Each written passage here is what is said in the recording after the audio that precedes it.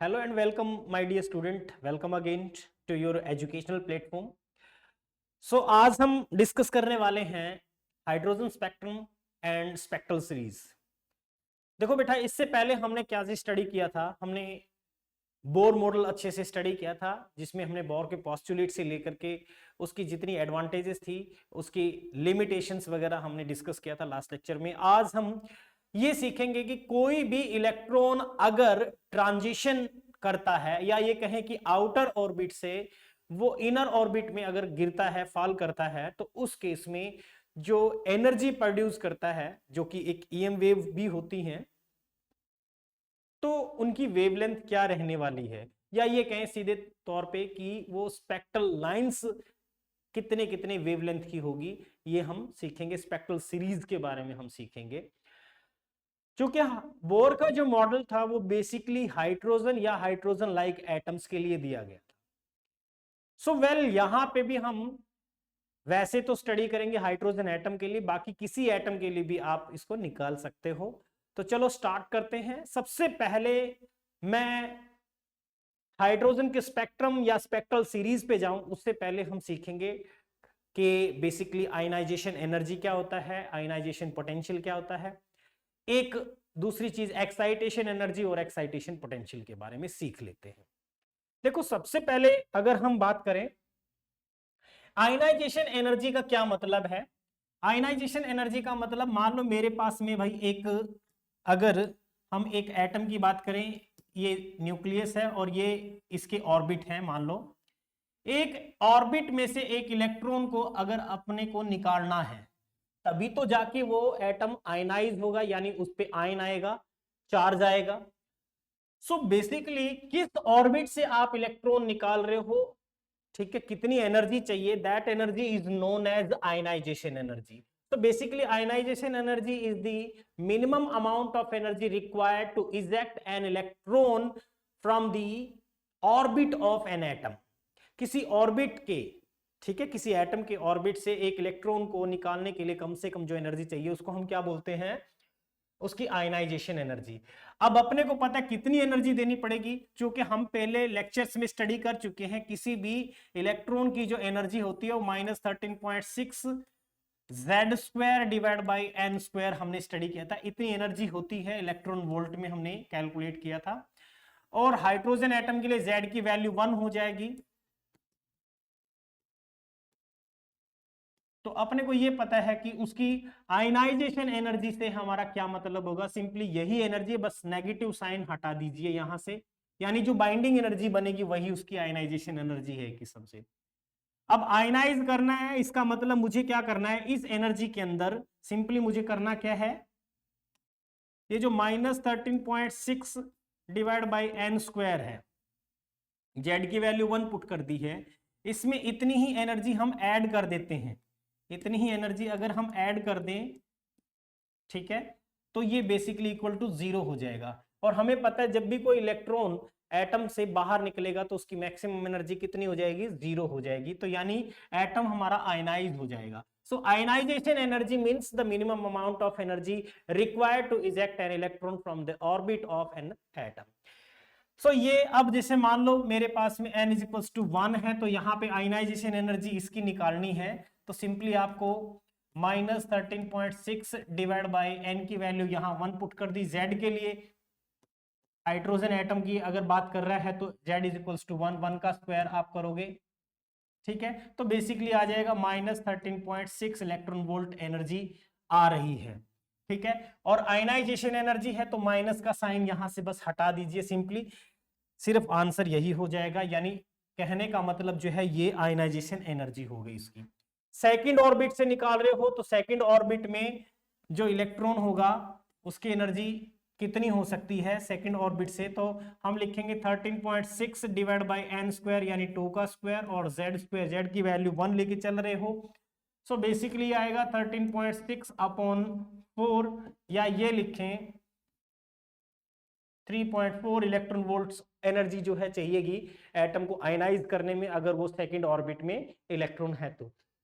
corresponding potential ionization potential कहलाएगा। जैसे मान लो सेकंड ऑर्बिट से एक इलेक्ट्रॉन को निकालना है तो कितना पोटेंशियल चाहिएगा, दैट पोटेंशियल निकालने के लिए एनर्जी को हम क्या लिख सकते हैं, चार्ज इंटू पोटेंशियल, चार्ज यहाँ पे इलेक्ट्रॉन है इंटू पोटेंशियल, तो पोटेंशियल निकालना है तो ई से इसको डिवाइड करेंगे, इलेक्ट्रॉन के चार्ज से डिवाइड करेंगे, ई से ई कैंसिल हुआ तो पोटेंशियल आ जाएगा 3.4 वोल्ट। फर्स्ट ऑर्बिट से निकालते हैं तो फर्स्ट ऑर्बिट से इलेक्ट्रॉन यानी E इंटू वी के बराबर, E से E कैंसिल, तो उस केस में पोटेंशियल आ जाएगा 13.6 वोल्ट।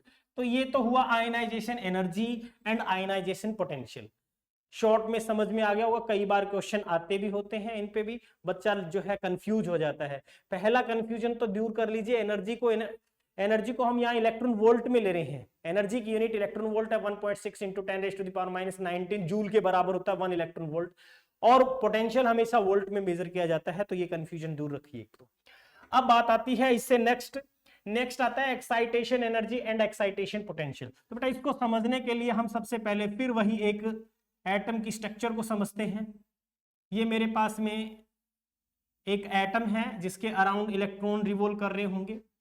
अब बात आती है एक्साइट करना।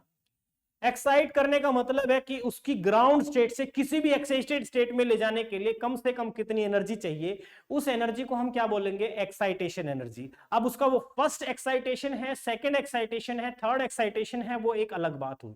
मान लो कि उसमें हमारा एटम आयनाइज नहीं होगा, इसलिए हम इसको आयनाइजेशन एनर्जी नहीं बोल सकते। एटम इलेक्ट्रिकली न्यूट्रल ही है, एटम इलेक्ट्रिकली न्यूट्रल ही है। जैसे मान लो n इज इक्वल्स टू 1 से इलेक्ट्रॉन जंप करके सेकंड में आ गया, ठीक है, इलेक्ट्रॉन जंप करके हमने कहा कि भाई सेकंड ऑर्बिट में आ गया, ये हमारा फर्स्ट ऑर्बिट है, फर्स्ट से जंप किया इसने, सेकंड में आ गया इलेक्ट्रॉन सेकंड ऑर्बिट में। तो बेसिकली कितनी एनर्जी चाहिएगी, क्योंकि हमें पता है न्यूक्लियस के जितना ज्यादा क्लोज होगा इलेक्ट्रॉन उसकी एनर्जी उतनी ही कम होती है। जैसे ही हमने कुछ एनर्जी दी, वो एनर्जी देते ही क्या किया, इलेक्ट्रॉन जंप करके नेक्स्ट ऑर्बिट में आ गया, तो उसकी एक्साइटेशन एनर्जी क्या होगी। सो बेसिकली एक्साइटेशन एनर्जी का मतलब है minimum amount of energy required to jump an electron from inner to outer orbit. ठीक है, इनर ऑर्बिट से किसी भी आउटर ऑर्बिट में ले जाने के लिए कम से कम जो भी एनर्जी चाहिएगी, that energy is called excitation energy, और उसके करस्पॉन्डिंग पोटेंशियल को हम क्या बोलेंगे, एक्साइटेशन पोटेंशियल। सो बेसिकली अपने को पता है, अगर हम हाइड्रोजन एटम के लिए बात करें, फॉर एच एटम के लिए बेटा हमने पढ़ा है कि Z इज इक्वल्स टू 1 होता है, और फर्स्ट ऑर्बिट में, हाइड्रोजन के फर्स्ट ऑर्बिट में जो इलेक्ट्रॉन बैठा है उसकी एनर्जी होती है 13.6 डिवाइड बाय 1 का स्क्वायर, यानी हम लिखेंगे -13.6 इलेक्ट्रॉन वोल्ट। अब उसका फर्स्ट एक्साइटेशन करते हैं,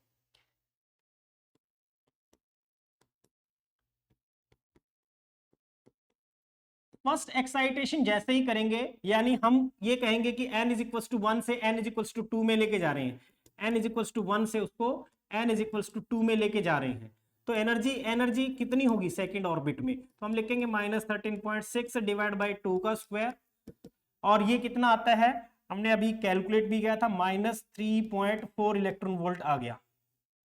ठीक है, अब बात आती है कि एक्साइटेशन एनर्जी कितनी है, तो एक्साइटेशन एनर्जी जो भी आएगी वो आ जाएगी, इस एनर्जी में से वो माइनस कर देंगे, -3.4 माइनस और माइनस का ही 13.6, ठीक है, और ये प्लस हो जाएगा। सो वेल इतना आ जाएगा मेरे पास में, देखिए 13.6 है बेटा, और माइनस कर रहे हैं 3.4, ये आ जाएगा हमारे पास में 10.2 इलेक्ट्रॉन वोल्ट एनर्जी आ गई, ये फर्स्ट एक्साइटेशन से। ऐसे ही सेकंड एक्साइटेशन का क्या मतलब है, ये फर्स्ट एक्साइटेशन मतलब फर्स्ट ऑर्बिट से सेकंड में गया है इलेक्ट्रॉन, तो हम कहेंगे कि उसका फर्स्ट एक्साइटेशन। सेकंड एक्साइटेशन का मतलब फर्स्ट से थर्ड में जा रहा है, थर्ड एक्साइटेशन का मतलब उससे भी नेक्स्ट ऑर्बिट में जा रहा है। अब ये डिपेंड करता है, जरूरी नहीं कि फर्स्ट एक्साइटेशन का मतलब भी फर्स्ट ऑर्बिट से ही हो सकता है इलेक्ट्रॉन ऑलरेडी सेकंड ऑर्बिट में बैठा है, सेकंड से थर्ड में जा रहा है, उसको हम बोलेंगे फर्स्ट एक्साइटेशन, सेकंड से फोर्थ में जा रहा है उसको बोलेंगे सेकंड एक्साइटेशन। ठीक है, तो वो डिपेंड करता है कि इलेक्ट्रॉन कहां पे है ऑलरेडी। ठीक है, तो ये मैंने फर्स्ट एक्साइटेशन के लिए एनर्जी निकाली। अगर इसी का सेकंड एक्साइटेशन मुझे करवाना होता तो सेकंड एक्साइटेशन के बाद एनर्जी कितनी होती, सेकेंड एक्साइटेशन की बात करते हैं। सेकेंड एक्साइटेशन में n इज इक्वल टू 1 से चल के किस में जाएगा, n इज इक्वल टू 3 में जाने वाला है। अब यहां पे n is equal to 3 orbit में अगर हम एनर्जी देखें उसकी कितनी होगी, तो 3 का स्क्वायर हमने किया, ठीक है, इलेक्ट्रॉन वोल्ट में आ जाएगा ये,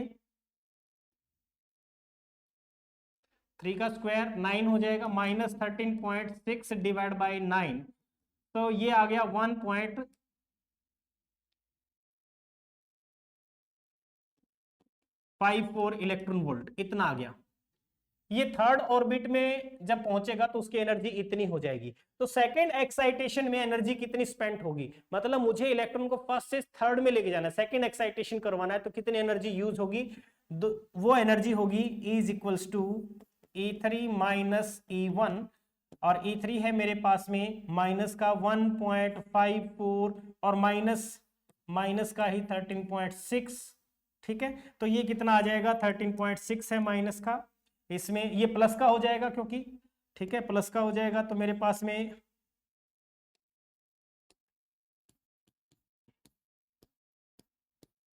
60,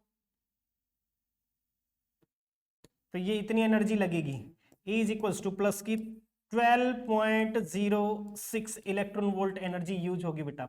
करस्पॉन्डिंग पोटेंशियल भी निकालना है तो E से डिवाइड कर दो, 12.06 वोल्ट अपने को एक्साइटेशन पोटेंशियल चाहिएगा इसको सेकंड एक्साइटेशन करवाने के लिए। तो आई होप ये आपको सारे अच्छे से समझ में आ गए होंगे, इसी की वजह से क्वेश्चन नहीं निकलता है कई बच्चों का, ये तो लगा दोगे आप, ठीक है। बोर्ड स्टूडेंट के लिए बहुत इंपॉर्टेंट कंसेप्ट है, चाहे वो सीबीएसई बोर्ड में है या किसी भी स्टेट बोर्ड में है, तो उनके क्वेश्चंस अमूमन ऐसे आते होते हैं, तो लगा सकते हैं। यस, हम आगे चलते हैं, नेक्स्ट टॉपिक पे प्रोसीड करते हैं। होप कि आप लोगों को एक्साइटेशन एनर्जी, आयनाइजेशन एनर्जी के बारे में अच्छे से पता चल गया। नेक्स्ट हम बात करते हैं ट्रांजिशन ऑफ इलेक्ट्रॉन। अब हमने देखा कि जैसे इलेक्ट्रॉन को इनर ऑर्बिट से आउटर ऑर्बिट में ले जाने के लिए अपने को एनर्जी स्पेंड करनी पड़ रही है, इसीलिए प्लस में आ रही थी। अब हम क्या करते हैं कि कोई इलेक्ट्रॉन आउटर ऑर्बिट से इनर ऑर्बिट में अगर जाएगा तो वो क्या करेगा, एनर्जी रेडिएट करता है, ठीक है, जो कि ईएम वेव की फॉर्म में होते हैं। मान लो मेरे पास में एनर्जी लेवल ये है E1, और ये इस एनर्जी लेवल से, ये मान लो E2 एनर्जी लेवल है, और इससे इस एनर्जी लेवल में आके गिर रहा है, ठीक है। तो ये जब इसके अंदर गिरेगा तो डेफिनेटली ये क्या करेगा, एनर्जी रेडिएट करेगा, ठीक है, और वो एनर्जी कितनी होगी, that will be equals to delta E is equals to, हम लिखेंगे भाई आउटर ऑर्बिट में से इनर में जा रहा है, आउटर ऑर्बिट में इलेक्ट्रॉन की एनर्जी ऑलरेडी ज्यादा थी, E2 माइनस E1 में निकालूंगा तो ये कुछ इतनी फॉर्म में एनर्जी होगी जो ईएम वेव की फॉर्म में अपने को मिलेगी, ठीक है, जिनको हम स्पेक्ट्रल लाइन बोलेंगे। वो डिपेंड करेगा कितनी स्पेक्ट्रल लाइन प्रोड्यूस करता है, वो एक अलग बात है। तो स्पेक्ट्रल सीरीज इन्हीं के बिहाफ पे बनती है, कौन से एनर्जी लेवल में जा रहा है वो, ठीक है। तो इस तरीके से हमने energy of emitted radiation calculate करनी हो तो यहां से कैलकुलेट की जा सकती है। अब सपोज करते हैं, इसके लिए मैं निकालना बताता हूं कि जैसे मान लो कोई ऑर्बिट है, ये एक एटम मैंने ले लिया, इसके अराउंड ऑर्बिट्स बने हुए हैं बेटा, ठीक है, और मान लो कि कोई हमारा एटम जो है, इस एटम के अंदर इलेक्ट्रॉन यहां से इसमें आके गिर रहा है, ये मान लो इसका इनिशियल ऑर्बिट है N1, ठीक है, और ये N फाइनल ऑर्बिट है इसका, Ni इनिशियल ऑर्बिट और NF फाइनल ऑर्बिट मैंने रिप्रेजेंट कर दिया।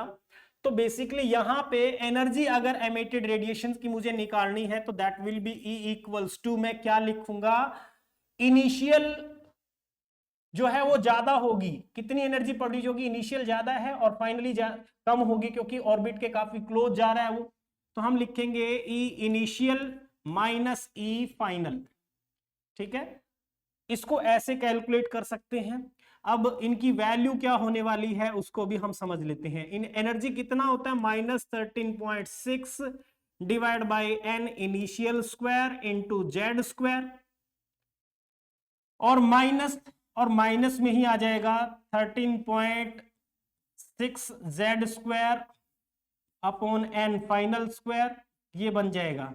तो इतनी एनर्जी प्रोड्यूस होंगी, और इसको आप चाहो तो ऐसे भी लिख सकते हो, 13.6 जो है वो कॉमन आ गया, जेड स्क्वायर और 1/n final square minus n initial square.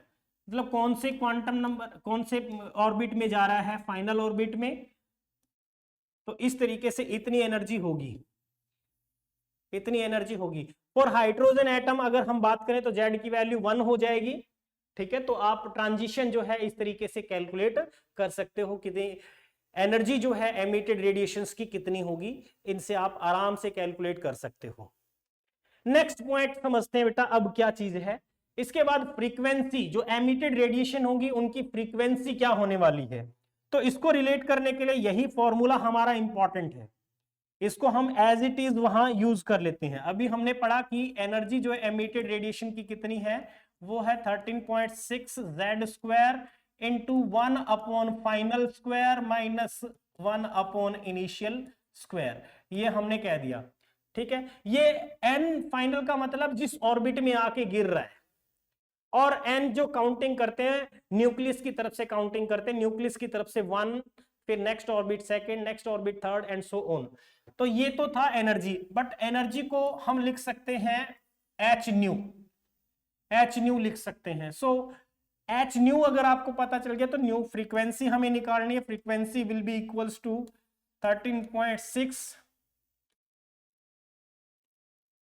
Z square upon h into 1/n(f) square minus 1/ni square, हम इसको लिख देंगे। ये फ्रीक्वेंसी हो गई। एमिटेड रेडिएशन जो होंगी उनकी फ्रीक्वेंसी इतनी होंगी।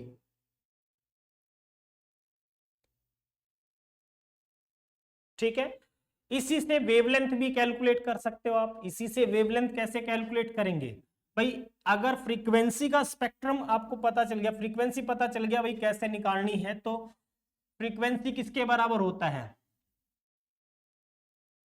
अपने को पता है कि frequency can be written as, जैसे lambda is equal to c by nu हम लिखते हैं। सो अब यहां पे मुझे लैम्डा कैलकुलेट करना है, तो लैम्डा कैसे कैलकुलेट करूंगा, जो भी फॉर्मूला उसके divide by c divide by nu लिख सकता हूं मैं। ठीक है, या आप इसको ऐसे लिख लीजिए कि भाई nu is equals to c upon lambda, c upon lambda. तो इसको मैं सी अपॉन लैम्डा लिख सकता हूं, ओवरऑल इसको सी अपॉन लैम्डा लिख सकता हूं। तो मेरे पास 1/लैम्डा, या इसी को न्यू बार भी कह सकते हैं, ये आ जाएगा।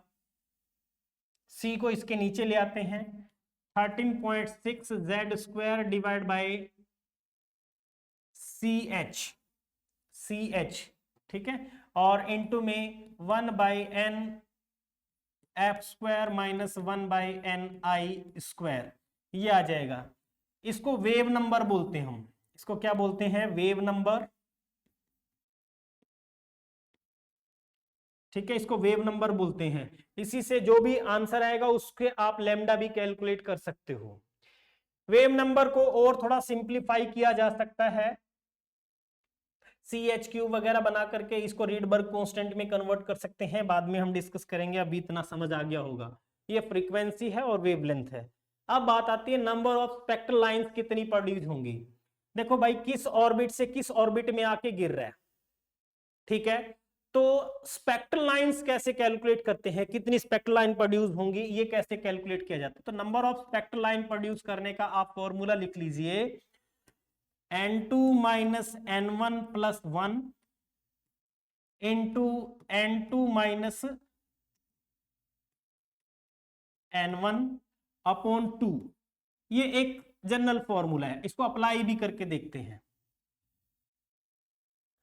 जैसे मान लो कि भाई एक ऑर्बिट जो है, जो भी कोई एटम है, ये एटम है, इसमें n इज इक्वल्स टू, ये हमारा 1 है, ये n इज इक्वल्स टू 2 है, ये n इज इक्वल्स टू 3 है।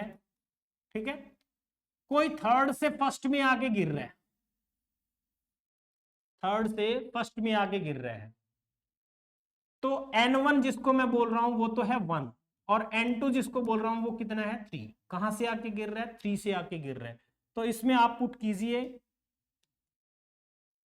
Number of spectral line 3 minus 1 plus 1, और यहां 3 माइनस 1 अपॉन 2, ये और ये कैंसिल हो गया, यहां से 2 बनेगा, 2 से 2 कैंसिल हुआ, इसका मतलब कितनी स्पेक्ट्रल लाइन प्रोड्यूस होंगी? 3 स्पेक्ट्रल लाइंस प्रोड्यूस होंगी। तो नंबर ऑफ स्पेक्ट्रल लाइंस ऐसे कैलकुलेट करते होते हैं। Hope you understand well. आगे आता है रिकॉइलिंग ऑफ एन एटम। अब इसका क्या मतलब है रिकॉइलिंग ऑफ एन एटम?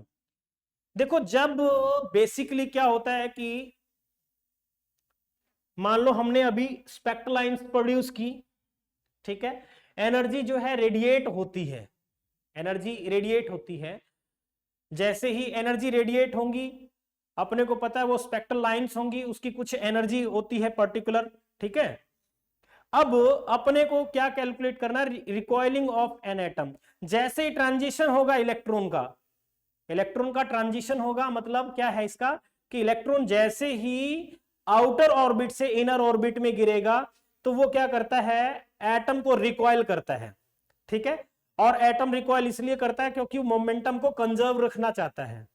तो वो कितना रिकॉइल करेगा उसको आप कैसे कैलकुलेट कर सकते हो वो समझ लीजिए। Due to transition of electron photon emit होगा, ठीक है।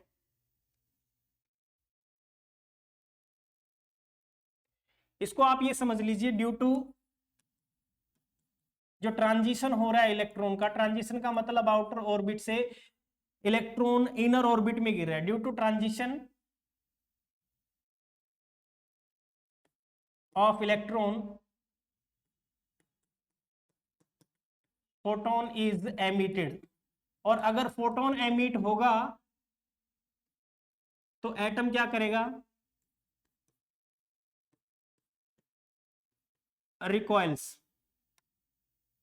एटम क्या करेगा? रिकॉइल्स करता है, रिकॉइल करेगा। अब उसकी रिकॉइलिंग कितनी होगी ये हमें कैसे कैलकुलेट करना है, कितनी रिकॉइल होगी उसकी?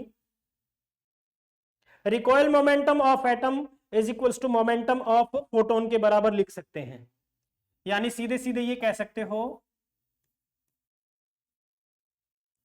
Recoil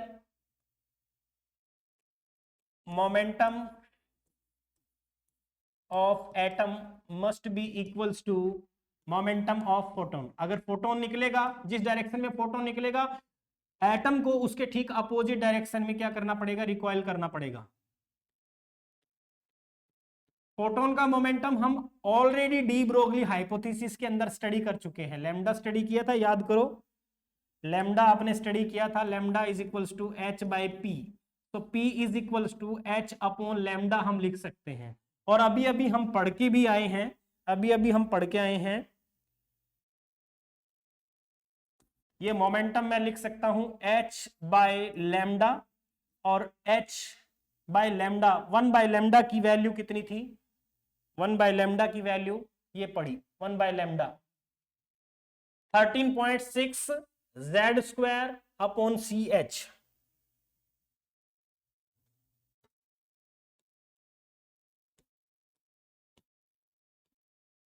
into 1 by 1 final square minus 1 by initial square. ये हम लिखेंगे, ये फोटोन का क्या हो जाएगा? मोमेंटम हो जाएगा, ठीक है। फोटोन का मोमेंटम कह दो, या एटम का भी रिकॉइल मोमेंटम है ये, ठीक है। और इसके साथ में एच भी मल्टीप्लाई होगा, सिंपली एच भी मल्टीप्लाई करेंगे, एच भी मल्टीप्लाई करो इसको साथ में। देखो एच है यहाँ पे, एच से एच मल्टीप्लाई करेंगे तो एच विल गेट कैंसिल, इसको एच को हटा सकते हो आप। और अगर इसको रीडबर्ग कांस्टेंट में कन्वर्ट करना है, इसी चीज को रीडबर्ग कांस्टेंट के साथ में रिलेट करके पढ़ना है, तो रीडबर्ग कांस्टेंट के फॉर्म में भी पढ़ा जा सकता है। और वो कितना बनेगा?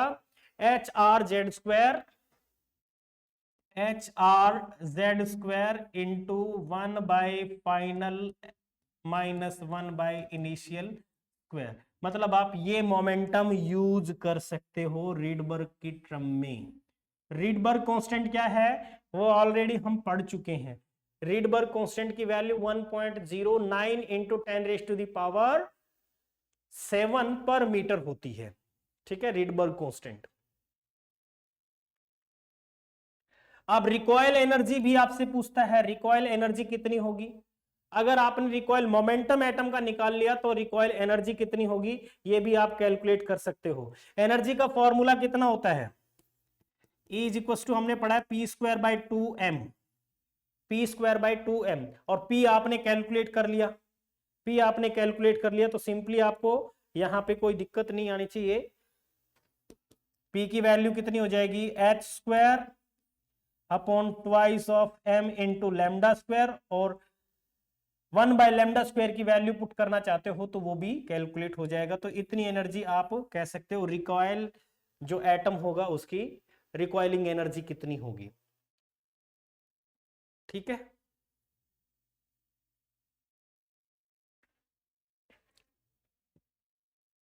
अब आता है हमारा मेन टॉपिक जिसको हम हाइड्रोजन का स्पेक्ट्रम या स्पेक्ट्रल सीरीज बोलते होते हैं। ठीक है, हम हाइड्रोजन एटम के लिए निकालेंगे हाइड्रोजन या फिर हाइड्रोजन लाइक एटम्स के लिए ये स्पेक्ट्रल सीरीज हम ड्राइव करेंगे, बाकी किसी और एटम के लिए भी हम निकाल सकते हैं। तो सबसे पहले देखिए, हम अब इस चीज को समझने के लिए हम ये समझते हैं कि स्पेक्ट्रल लाइन का मतलब क्या होता है, वो मैंने आपको ऑलरेडी पढ़ा भी दिया है कि एटम जो है हमारे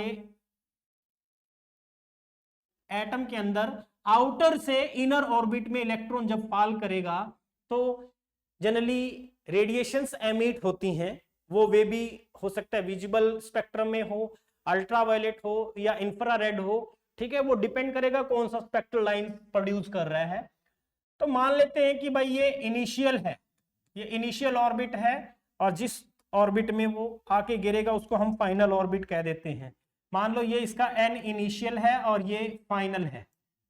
ठीक है, इलेक्ट्रॉन जो है इनिशियल से फाइनल में आके गिरता है और ये कुछ एनर्जी रेडिएट करता है। ठीक है, और हम इसको कैसे लिखेंगे वो मैंने अभी आप थोड़ी देर पहले भी बताया था, E इज इक्वल्स टू जो भी डेल्टा E होगा, then delta E can be written as h c upon lambda, h nu कह दीजिए या एच सी अपॉन लैम्डा हम इसको लिख सकते हैं, which is equals to final. यहां पे जब ऑर्बिट में था इलेक्ट्रॉन तो उसकी एनर्जी ज्यादा थी, मैं इसको लिखूंगा ई आई माइनस ई फाइनल, फाइनल में जाने के बाद तो ये बन गया मेरे पास में h c upon lambda which is equals to, ये एनर्जी कितनी है याद कीजिए। अगर हम इसको 13.6 से करना चाहते हो वो भी ठीक है, नहीं तो आपने एनर्जी का जो जनरल फॉर्मूला निकल के आया होगा किसी का भी एटम का, वो होता है 2 पाई स्क्वायर, ठीक है, k square, 2 pi square m k square Z square e raise to the power 4 divide by n square h square. ये जो है एनर्जी का फॉर्मूला होता है। इसको हमने शॉर्ट फॉर्म में लिख दिया था, याद कीजिए शॉर्ट फॉर्म में हमने इसको लिख दिया था -13.6 Z square upon n square electron volt में लिख दिया था। ठीक है, आप इसको ऐसे यूज कर सकते हो या एज इट इज मैं इस फॉर्मूले को यहां यूज कर रहा हूं,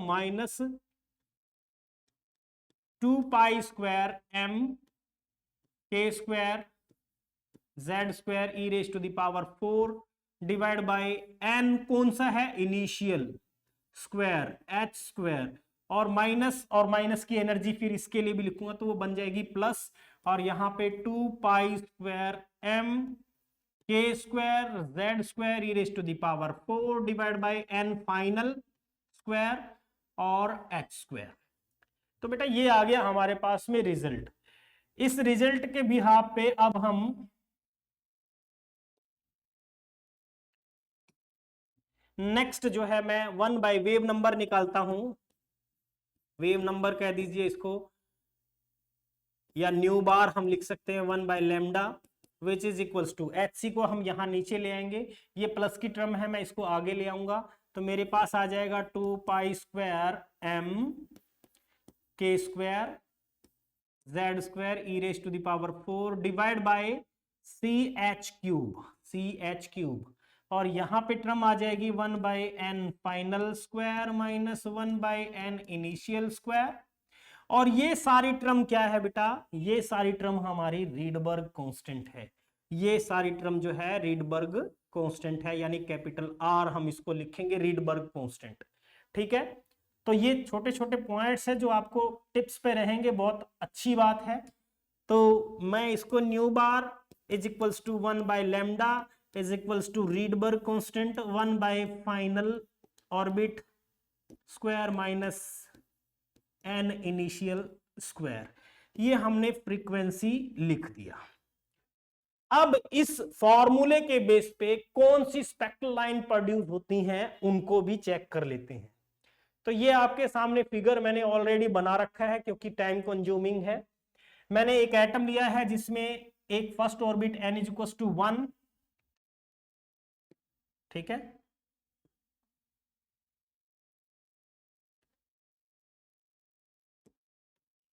n is equal to first orbit से next second, third, fourth, fifth, six, seventh orbit जो है ये बना रखे हैं मैंने।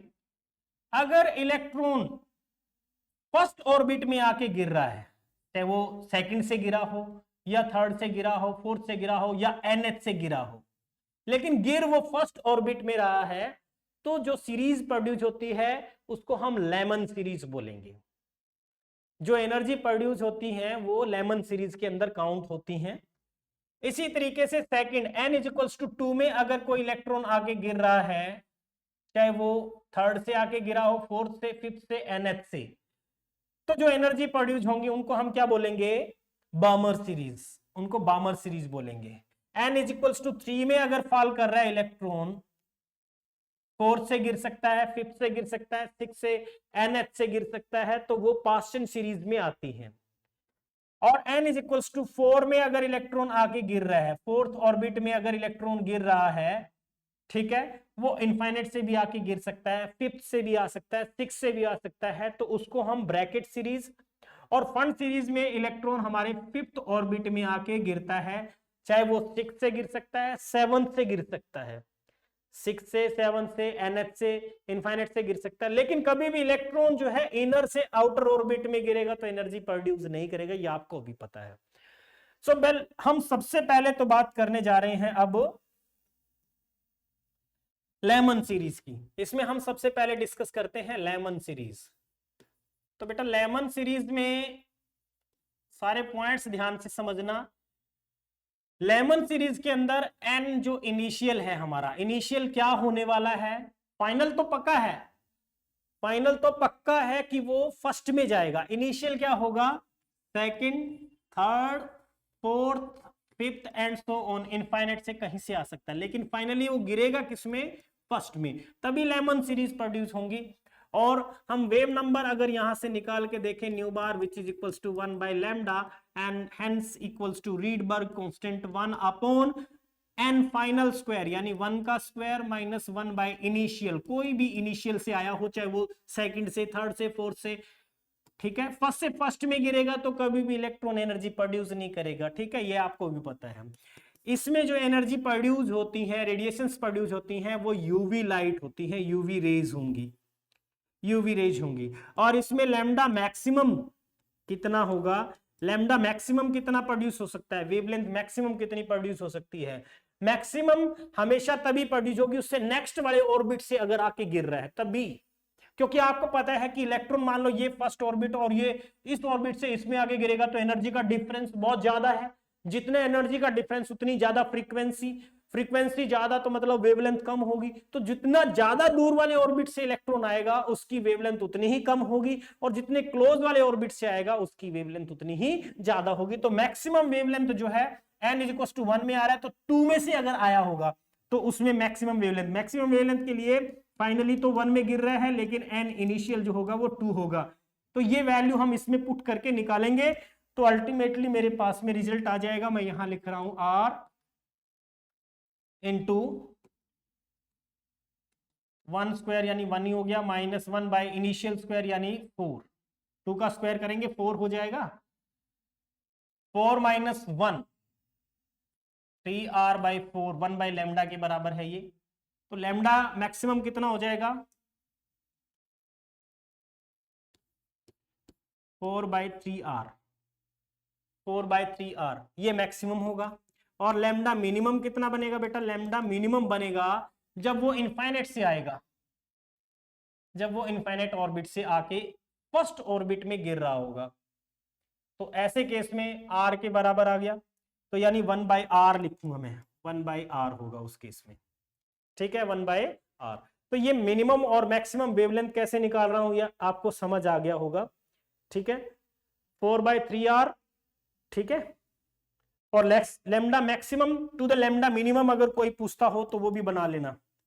कोई रेशियो पूछता है lambda maximum to the lambda minimum कितना होगा, तो वो भी आप बना सकते हो।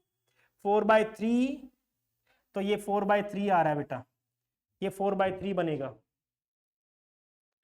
रेडिएशंस जो एमिट हो रही है वो अल्ट्रावायलेट रेडिएशंस एमिट हो रही हैं, ये लेमन सीरीज के लिए है, ठीक है। नेक्स्ट बामर सीरीज के लिए बात करते हैं।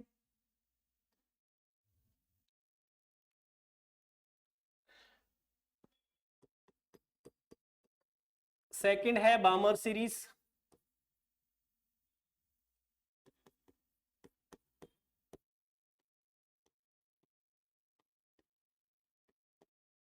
बामर सीरीज के अंदर एन जो फाइनली जिसमें गिरेगा वो तो अपने को पहले ही पता है, एन इनिशियल क्या होगा, वो थर्ड से आ सकता है, फोर्थ से, फिफ्थ से, सिक्स से and so on infinite orbit से आ सकता है, लेकिन फाइनली गिरेगा किसमें, सेकंड ऑर्बिट में। तो ये इंपॉर्टेंट हो जाता है।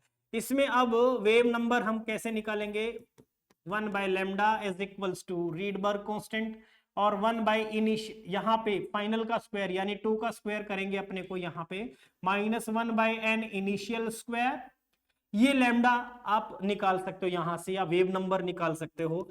और इस केस में मैक्सिमम कितनी आएगी और कौन सी लाइट प्रोड्यूस होगी। बामर सीरीज के अंदर याद रखना विजिबल लाइट प्रोड्यूस होती है, ठीक है, एक विजिबल रेज जो है इनके अंदर ही प्रोड्यूस होती है, याद रखना। और इसमें लैम्डा मैक्सिमम कितना बनेगा, लैम्डा मैक्सिमम, अब इसमें n is equals to finally किस में गिरेगा, 2 में, लेकिन आया कहां से होगा, n इनिशियल जो होगा वो 3 हो जाएगा। तो इसके हिसाब से आप इस कैलकुलेट कर लो, यहाँ पे 1/λ इज इक्वल्स टू कितना हो जाएगा, 1/4 - 1/n इनिशियल होगा, 3 का स्क्वायर 9, ठीक है। तो ये 3694 इंटू आर, देखो क्या बन रहा है, ये बनेगा 36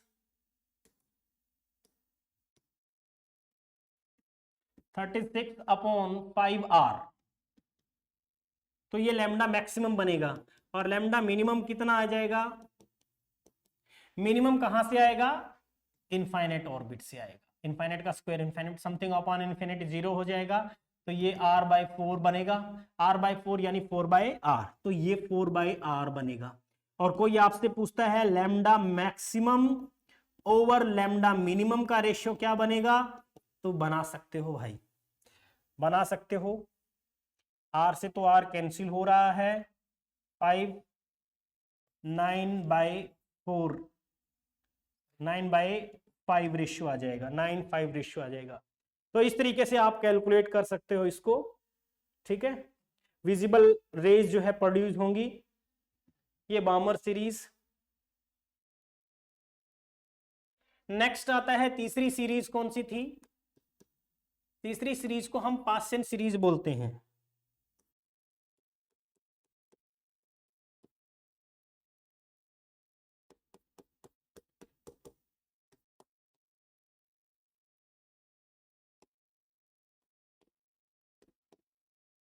पासचेन सीरीज,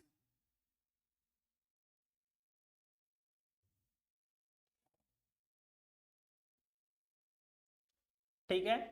और पासचेन सीरीज जो है वो कैसे कैलकुलेट करेंगे, देखो इसमें सबसे पहले तो अपने को यही चीज समझना पड़ेगा,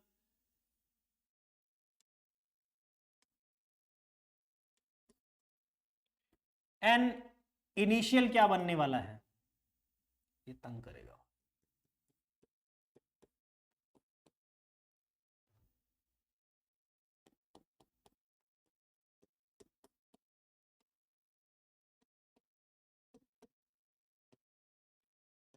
इनिशियली कहां से आया होगा। तो देखो लास्ट जो हमने पढ़े थे उनके अंदर इनिशियली 3 से आया था, अब 4th से आएगा।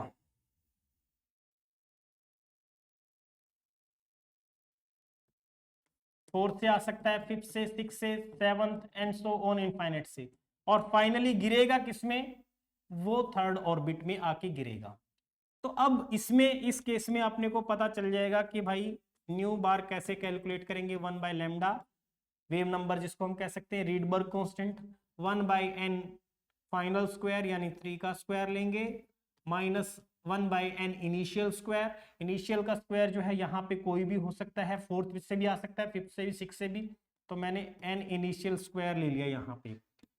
ठीक है, इस केस में इंफ्रारेड रेडिएशंस प्रोड्यूस होंगी, ये याद रखिए, इंफ्रारेड। ठीक है, और यानी फ्रीक्वेंसी घटती जा रही है, हर एक सीरीज में फ्रीक्वेंसी घटती जा रही है। लैम्डा मैक्सिमम कितना बनेगा, इसी तरीके से जैसे मैंने पहले कैलकुलेट किया था। इसके बाद लैम्डा मिनिमम कितना बनेगा, और इनका रेशियो क्या होगा, lambda maximum to the lambda minimum. ये देखिए, तो लैम्डा मैक्सिमम जो निकल के आता है इसका डायरेक्ट कैलकुलेशन करने के बाद क्वेश्चन सीरीज के अंदर 144/7r, 144 डिवाइड बाय 7r, और ये 9/r होगा, ये 9/r होगा। इनका रेशियो अगर हम देखेंगे 16/7, 16/7, ये पास्चन सीरीज हो गई। पास्चन सीरीज के जस्ट बाद आती है ब्रैकेट सीरीज।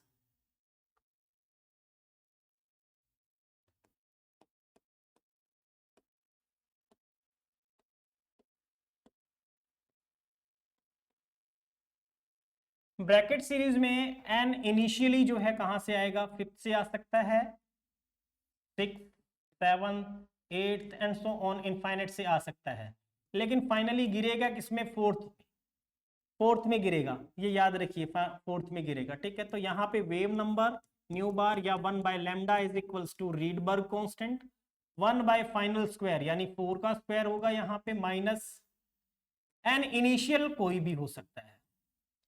और इस केस में जो रेडिएशन एमिट होती है वो भी कौन सी होती है, इंफ्रारेड रेज ही होती है, इंफ्रारेड रेज। और लैम्डा मैक्सिमम इसमें कितना बनेगा, इसी तरीके से लैम्डा मिनिमम, वही कैलकुलेशन आपको करनी है अगेन।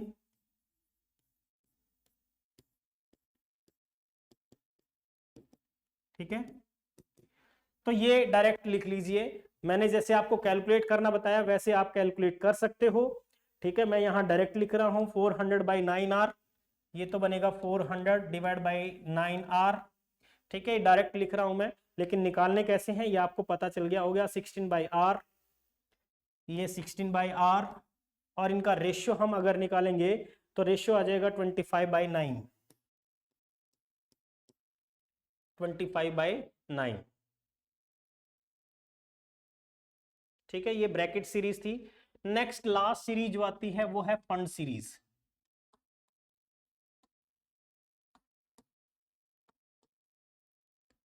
फंड सीरीज किसको बोलते हैं हम, देखो फंड सीरीज में एन इनिशियली तो किससे चलेगा, वो 6, 7, 8 and so on infinite orbit से आ सकता है, फाइनली गिरेगा किसमें, फाइनली गिरेगा वो 5 में आपकी।